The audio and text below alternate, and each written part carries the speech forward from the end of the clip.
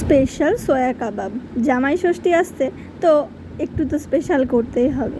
এত সুন্দর কাবাব দিলে জামাই ষষ্ঠীতে কিন্তু পাত পেরে জামাই প্রশংসা করবে।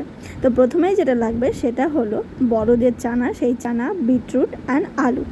এটাকে আমি ভিজিয়ে রেখেছিলাম মোটামুটি 6 ঘন্টা আগে। এবার এটাকে কাঁচা লঙ্কা দিয়ে, লবণ হলুদ পরিমাণ মতো দিয়ে সিটি মেরে নেব 2 থেকে 3টে, মোটামুটি সেদ্ধ হয়ে যাওয়ার মতো। এবার নিয়ে নেব বেশ খানিকটা সয়াবিন, যেহেতু সয়া কাবাব তার জন্য সয়াটা লাগবে।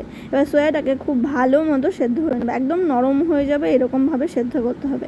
সেদ্ধ হয়ে গেলে ভালো করে জল ঝরিয়ে এটাকে একটা গ্রাইন্ডারের মধ্যে দিয়ে ঘুরিয়ে নিয়ে একটা পেস্ট বানিয়ে নিতে হবে। এই যে দেখুন, যেমন রাফলি করেছি সেরকম, একদম পুরোপুরি পেস্ট নয়, আবার ঠিক পেস্টের মতো। এদিকে আমার সেদ্ধ হয়েছে চানাগুলো, আলু, বিটরুট। এটাকেও সেম প্রসেসে ভালো করে ব্লেন্ড করে মিশিয়ে দেব এই যে সয়াটা রেখেছিলাম সয়ার মধ্যে। এবার মশলার পালা। মশলা হিসাবে ইউজ করছি আমি সামান্য বিরিয়ানি মশলা, শাহি গরম মশলা, সবজি মশলা, সাম্বার মশলা আর চাট মশলা, পরিমাণ মতো আদা, কাঁচা লঙ্কা, পুদিনা পাতা। ধনে পাতা দিলে আরও ভালো হতো, আমার কাছে ধনে পাতা ছিল না, সেই কারণে ধনে পাতাটা দিইনি।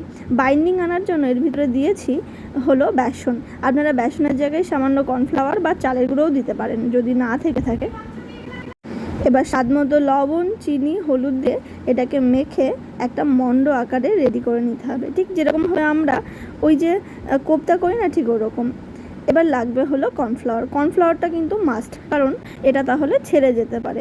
এবার সয়ার যে মন্ডটা বানাচ্ছি সেটা থেকে অল্প অল্প করে পোর্শন নিয়ে আমি যেরকমভাবে কাবাবটাকে বানাতে চাই ঠিক সেই পোর্শনে বা শেপে বানিয়ে নিয়ে এই কর্নফ্লাওয়ারের মধ্যে একটু কোটিং করে নিতে হবে। আমি এখানে কর্নফ্লাওয়ারটাকে গুলিনি, জাস্ট এরকমভাবে রেখে দেবো, খানিকক্ষণ পরে এটা সেট হয়ে যাবে।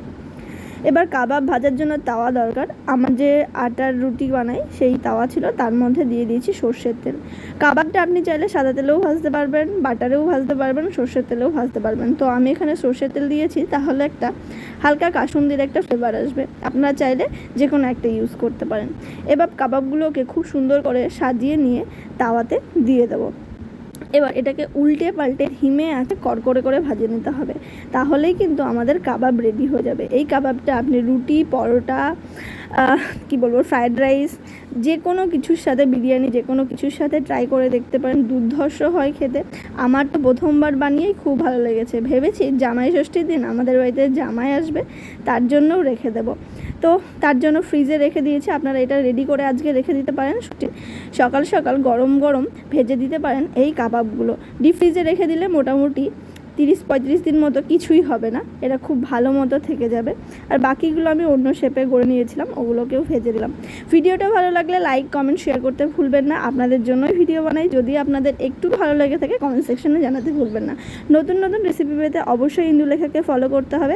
আজকের মতো তাহলে আসি, কে কোথা থেকে দেখছেন জানাতে ভুলবেন না। হরে কৃষ্ণ। সুস্থ থাকুন, সুস্থ বাঁচুন, সুস্থ খান। Harry Harry, tata.